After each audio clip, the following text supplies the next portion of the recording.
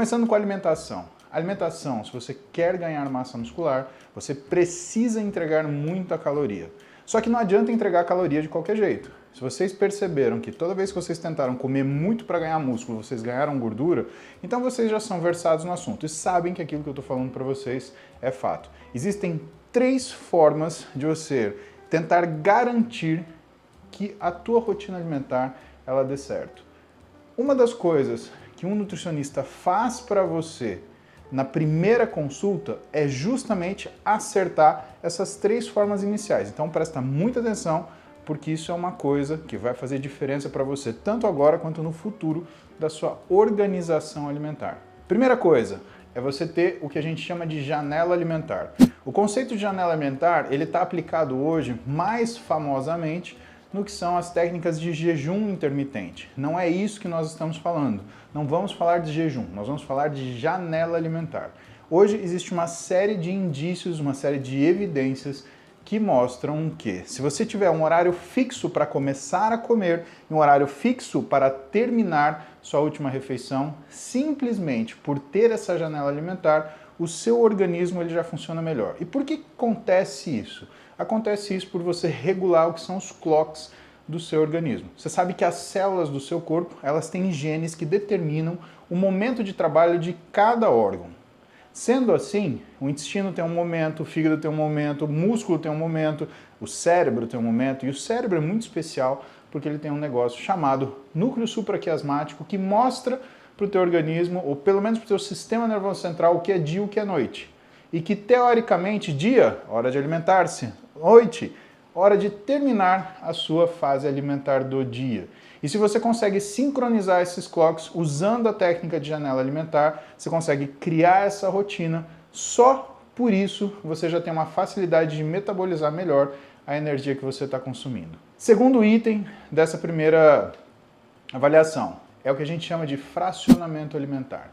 Um nutricionista, ele não só cria várias refeições no dia. Por quê? Porque normalmente isso é um aumento de frequência alimentar, mas ele também faz com que isso tenha quantidades que sejam passíveis de serem metabolizadas. Imagina que toda vez que você faz um spike de energia, numa dieta de, por exemplo, 3.000 calorias, você cria uma refeição que tenha 2.000.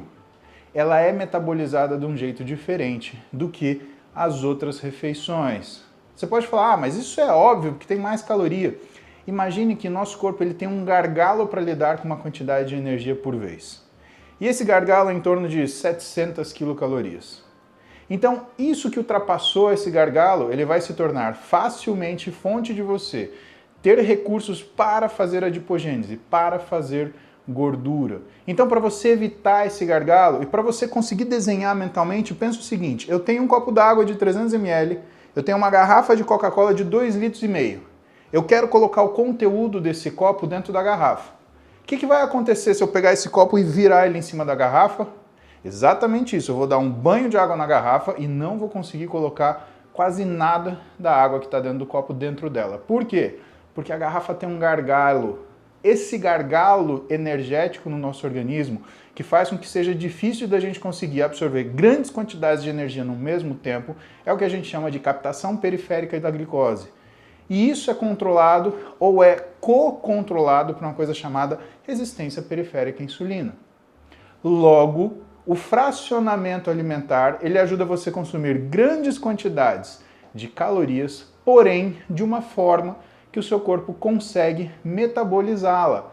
Fazendo a metáfora da garrafa de Coca-Cola, o que é isso? Significa que eu estou pegando a garrafa de Coca-Cola e eu estou derramando na velocidade que eu estou conseguindo acertar naquele gargalo. Última dica sobre o que é esses 3 processos iniciais do ajuste alimentar. É você fazer uma coisa que chama horizontalização das calorias. Tá? Por que isso é importante, pessoal? Porque cada vez que você diminui o número de refeições, entenda, se eu faço 2, se eu faço 4, se eu faço 6, você tem uma tendência a acumular essas calorias. Isso parece muito com o que a gente acabou de falar, que é o fracionamento, mas o fracionamento, o que ele faz? Ele faz com que você não crie spikes de calorias. E a horizontalização, ela faz com que você também não crie vazios de caloria no meio da sua janela alimentar. Isso quer dizer o quê? Que se você faz, por exemplo, refeições de 700 quilocalorias, né? Se você colocar uma refeição de 150 quilocalorias ali no meio, você também vai criar um problema, porque o teu organismo ele vai perceber que existe uma ausência da energia que ele precisa. E o que ele vai fazer em relação a isso? Ele vai responder para você com fome, e você vai sentir fome. E toda vez que você sentir fome, o seu organismo está entrando em estresse metabólico. E esse estresse metabólico, ele vai fazer duas coisas. Primeiro, você responder de uma forma mais visceral, mais de uma iniciativa mais não ponderada a esse alimento e vai fazer com que você crie uma, entre aspas, modificação do seu funcionamento orgânico para que você altere aquilo que é a sua capacidade de gasto de energia para uma reserva de energia. E isso vai fazer com que a próxima refeição, depois dessa refeição diminuída, ela tenha a tendência de ser reservada e não gasta. Então, 3 coisas. Vamos relembrá-las. Primeira é a gente fazer a janela alimentar. Segundo, fracionamento alimentar. Terceiro, horizontalização alimentar. Então essas 3 coisas, elas fazem parte do que? A primeira abordagem que o nutricionista faz com você. Evidente que o nutricionista vai fazer muito melhor porque ele tem muita mais habilidade para fazer isso. E por isso que eu falo para vocês, consultem sempre um nutricionista. Isso não é falácia, pessoal. O cara está acostumado a fazer isso, estudou para fazer isso, está treinado a fazer isso, tem experiência em fazer isso. Por que que você, que nunca fez isso na vida, vai teimar em querer fazer para você? Esse é o caminho do bom senso, tá? Então, essa é a ideia. Agora vamos falar de treinamento, dicas sobre treinamento. Pessoal, o que vocês precisam entender para o treinamento de objetivo hipertrofia?